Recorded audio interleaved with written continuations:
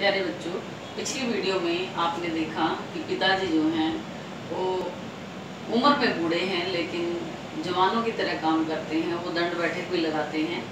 आगे क्या कह रहे हैं कवि? चार भाई चार बहनें, भूजा भाई प्यार बहनें, खेलते या खड़े होंगे नजर उनको पड़े होंगे। मेरे चार भाई हैं, पीछे भी वीडियो में आया था। चार भाई चार बहनें, मेरी चार बहनें हैं। मेरे भाई मुझे भुजाओं के समान सहारा देते हैं। भुजा होता है बाजू, कंधे के समान सहारा देते हैं। और प्यार बहनें मुझे बहुत अधिक प्यार करती हैं। खेलते या खड़े होंगे, वो खेल रहे होंगे या खड़े होंगे, मतलब जब पिताजी ऊपर से नीचे आए होंगे नज़र उनको पड़े होंगे और मेरे पिताजी की नज़र उनके ऊपर गई होगी। अर्थात मेरे पिताजी ने जब उनको देखा होगा, चार भाई और चार बहनों को, तो क्या हालत हुई होगी उनकी। पिताजी जिनको बुढ़ापा एक क्षण भी नहीं व्यापा, रो पड़े होंगे बराबर पांचवें का नाम लेकर। वो पिताजी जिनको बुढ़ापा एक पल के लिए भी दिखाई नहीं देता, उनके शरीर से एक पल के लिए भी बुढ़ापा दिखाई नहीं देता, रो पड़े होंगे बराबर। उनको पांचवा बेटा याद आया होगा और उन चारों को खेलता देखकर वो रोने लग गए होंगे। अर्थात पांचवा बेटा कौन था? कवि खुद थे। तो कवि कह रहे हैं कि जब वो मेरे भाई और बहनें इस बारिश के मौसम में खेल रहे होंगे या खड़े होंगे, आपस में बातचीत कर रहे होंगे, तो मेरे पिताजी का ध्यान जब उनकी तरफ गया होगा तो वो अपने पांचवें बेटे यानी मुझे याद करके रो पड़े होंगे। यहाँ तक मैं फिर करती हूँ। मेरे चार भाई हैं, चार बहनें हैं। मेरे भाई मुझे भुजाओं के समान सहारा देने वाले हैं। बहनें मुझे बहुत प्यार करती हैं। जब वो खेल रहे होंगे या खड़े होंगे और मेरे पिताजी की नज़र उन पर पड़ी होगी, वो पिताजी जिनको बुढ़ापा एक पल के लिए भी दिखाई नहीं देता, उनके शरीर से एक पल के लिए भी बुढ़ापा दिखाई नहीं देता, वो पांचवें बेटे को याद करके रो पड़े होंगे। आगे क्या कहते हैं कोई? पांचवा मैं हूँ अभागा, जिसे सोने पर सुहागा, पिताजी कहते रहे हैं प्यार में बहते रहे हैं। कवि कह रहे हैं कि दुर्भाग्य से वो पांचवा बेटा मैं हूँ और जिसे सोने पर सुहागा। सुहागा जो होता है एक पदार्थ होता है जिसको क्या कहते हैं, वो सोने से भी महंगा होता है। तो कवि कह रहे हैं कि सोने पर सुहागा यानी मुझे श्रेष्ठ मानते हैं। पांचवा मैं हूँ अभागा, मैं दुर्भाग्य से पांचवा बेटा मैं हूँ उनका, जिसे पिताजी सोने पर सुहागा या सबसे श्रेष्ठ मानते हैं। पिताजी कहते रहे हैं प्यार में बहते रहे हैं। मेरे पिताजी मुझे सोने पर सुहागा कहते हैं क्योंकि वो मुझे बहुत अधिक प्यार करते हैं। अर्थात सभी बच्चों से अधिक मुझे प्यार करते हैं, इसीलिए मुझे ऐसे कहते हैं कि मेरा बेटा तो सोने पर सुहागा है, यानी अत्यंत ही काबिल और होनहार बेटा है। आज उनके स्वर्ण बेटे लगे होंगे उन्हीं हेटे, क्योंकि मैं उन पर सुहागा बंधा बैठा हूँ अभागा। यहाँ था ना सोने पर सुहागा, सोने तो भाई हो गए उसके और सुहागा कवि हो गए। तो कह रहे हैं आज उनके वो सोने के समान बेटे, कौन से सोने के समान? वो चार भाई, उनको लगे होंगे, हेटे होता है तुच्छ या छोटे दिखाई दे रहे होंगे, उनको कम आंक रहे हैं वो। तो कह रहे हैं कि वो लगे होंगे उन्हें हेटे, उन्हें वो तुच्छ दिखाई दे रहे होंगे, क्योंकि मैं उन पर सुहागा, क्योंकि उनका जो श्रेष्ठ बेटा है यानी जिसको सबसे अच्छा मानते हैं, सोने पर सुहागा मानते हैं, बंधा बैठा है अभागा। दुर्भाग्य से वो जेल में बंधा बैठा है।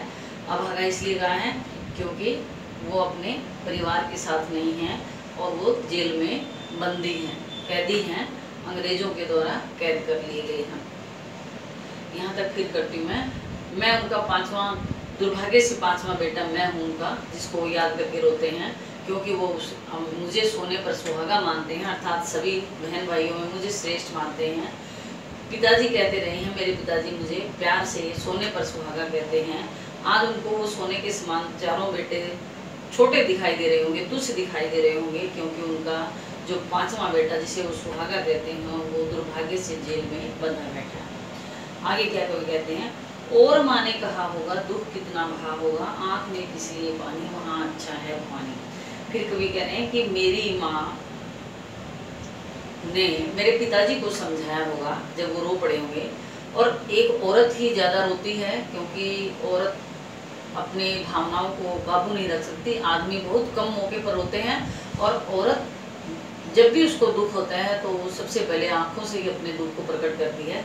लेकिन यहाँ कवि ने अपनी माँ को मजबूत बताया है पिता की बजाय।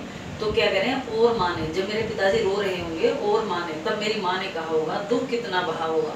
और ये कहते हुए उन्होंने कितने दुख को सहन किया होगा, क्योंकि वो अपने पति को समझा रही हैं कि आँख में किस लिए पानी, आपकी आंखों में आंसू क्यों आ रहे हैं, वहाँ अच्छा है पानी, भवानी प्रसाद मिश्र कवि ने अपना छोटा नाम लिया है। तो कह रहे हैं हमारा बेटा भवानी वहाँ भी ठीक ही होगा, जेल में भी ठीक ही होगा, इसलिए आप आंखों में पानी मत लाइए।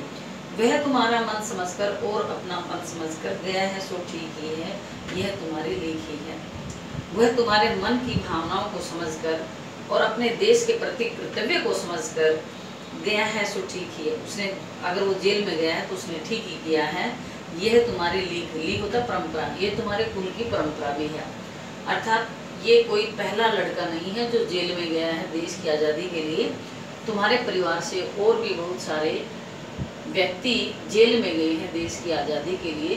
तो हमें तो इस बात पर नाज होना चाहिए, गर्व होना चाहिए कि हमारा बेटा देश की आज़ादी के लिए जेल में गया है। तो इसलिए कवि की माँ अपने पति को यानी कवि के पिता को समझा रही हैं, वह तुम्हारे मन की भावनाओं को समझकर और अपने देश के प्रति कर्तव्य को समझकर अगर वो जेल में गया है तो उसने ठीक ही किया है, क्योंकि यही तुम्हारे कुल की परंपरा है। अर्थात वो कोई पहला नहीं है जो जेल में गया है, उससे पहले भी तुम्हारे परिवार में देश की आज़ादी के लिए जाते रहे हैं। इसलिए आपको उसके जाने का दुख नहीं मनाना चाहिए, आंखों में आंसू नहीं लाने चाहिए, क्योंकि वो अच्छे काम के लिए गया है। अर्थात वो जो कवि की माँ है वो किसी भी तरह अपने पति को दुखी नहीं देखना चाहती और अपने भावनाओं को अपने काबू करके उनको इस तरह तसल्ली देना चाहती है ताकि वो अपने बेटे के लिए दुख ना मनाए। प्यारे बच्चों, ये वीडियो आपको समझ में आ गई होगी, तो समझ में आ गई है तो इसको लाइक और शेयर ज़रूर किया करें। अब आप ना लाइक करते हैं ना शेयर करते हैं और सब्सक्राइब भी बहुत कम बच्चे कर रहे हैं, तो मुझे कैसे पता लगेगा कि आपको ये समझ आ रही है नहीं आ रही। तो इसको सब्सक्राइब ज़रूर कर लें। धन्यवाद।